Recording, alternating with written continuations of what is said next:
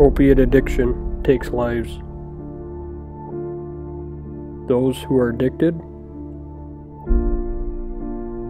eventually succumb to this deadly disease. However, not all must suffer this fate. And how do I know? Because I discovered a different path.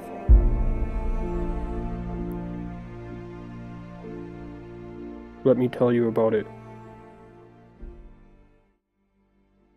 Hi there, and welcome to my channel. My name is Austen and I am a drug addict who is in recovery.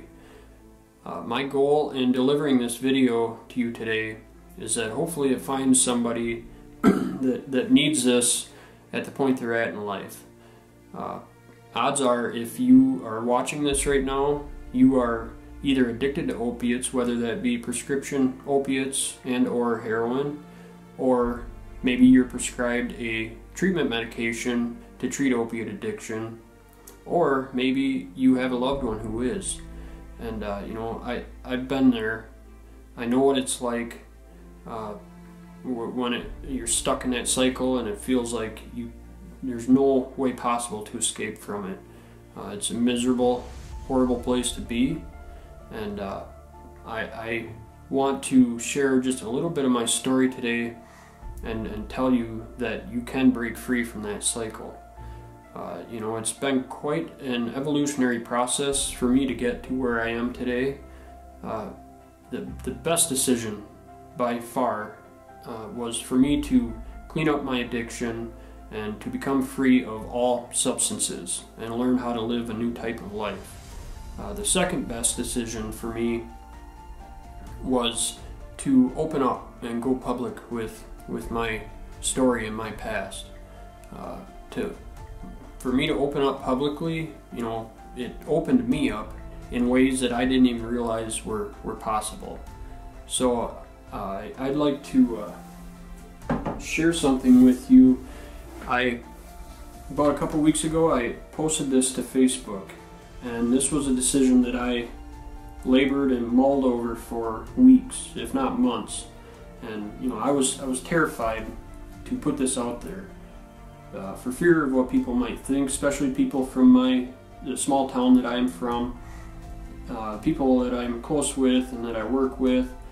I didn't know what they would think of me and the things I've done and the things I've been through. And I'm so glad that I did it. And it's been quite an enlightening experience. So this is just a printed off text from that Facebook post, and I'd just like to read this to you. So here we go. Everyone has skeletons tucked away, right? Well, I have a skeleton that wants to be free. Some of you may know my history, but many do not. I feel it's time to open up publicly. It doesn't help to keep something a secret that could prevent me from helping someone else who may be in a fight for their life. So for those of you who may find value in it, here's my story in a nutshell. In October 2012, I woke up in a hospital bed hooked up to an IV pole. I looked around and thought to myself, how the hell did my life take me here? A nurse came into the room and told me that my family was on their way to see me. I asked her what day it was and realized that I had no recollection of the last 3 days. My body and mind were going through an intense detoxification from prescription opiates and heroin for those 3 days. I would spend another 27 days in treatment and soon come to realize my active addiction was not through with me yet. In 1 month's time, I found myself in a relapse, back in the grip of the drugs that could easily kill me. In December of 2012, I was rushing to La Crosse, Wisconsin, out of desperation to meet with a doctor licensed to prescribe Suboxone, which is a prescription medication used to treat opiate addiction. Frankly, I was sick of being sick. Sick of being dependent on these drugs just to function and not be sick. My only objective for each day at that point was to not feel physically ill. That's what everything revolved around. I knew that Suboxone would stop that cycle. However, I did not understand the devil behind that specific medication in and of itself. At that point, it was not a concern. I just wanted to be able to function normally and not deal with constant sickness. Suboxone gave me a chance to face the mess that was my life in a little more of a controlled environment. However, there came a point where I was ready to be done with the Suboxone as well. I tried and tried to get off this medication, but I struggled severely.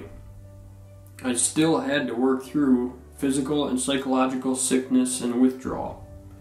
It took almost 6 years, but I was finally able to evolve my mindset to learn new behaviors and patterns of thought.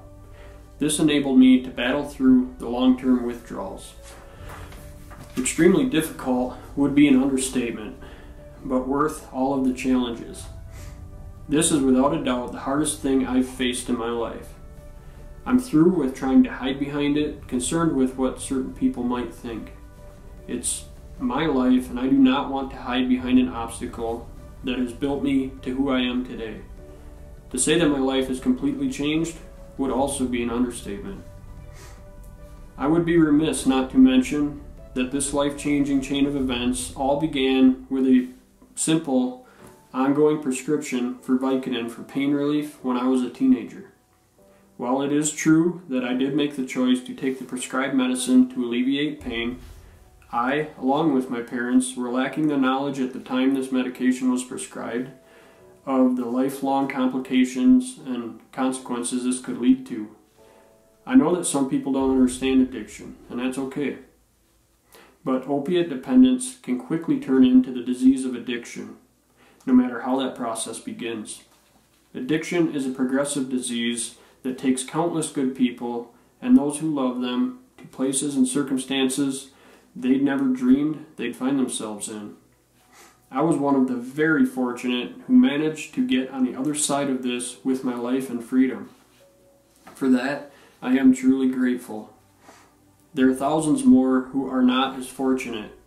I'd like to play a part in helping that group learn an incredible new life of sobriety and remission from this disease. You just never know who may be battling this affliction in private. You'd be surprised.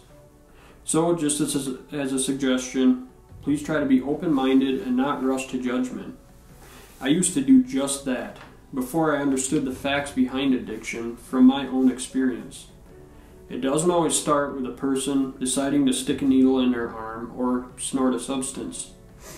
Oftentimes it starts on a much smaller scale through legal means which misled the person to believe that there's no harm in what they're doing.